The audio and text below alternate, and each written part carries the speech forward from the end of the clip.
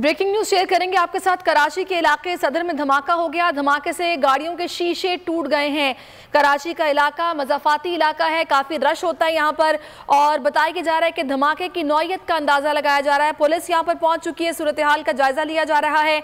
कराची का इलाका सदर बताया जा रहा है जहाँ पर ज़ोरदार धमाका हुआ है। धमाके की आवाज़ दूर दूर तक सुनी गई और धमाके से गाड़ियों के शीशे भी टूट गए हैं।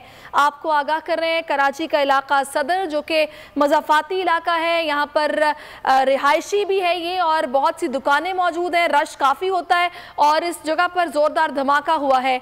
मज़ीद बात करेंगे शुएब बर्नी से। शुएब, बताइएगा धमाके के हवाले से इब्तदाई तौर पर क्या बताया जा रहा है?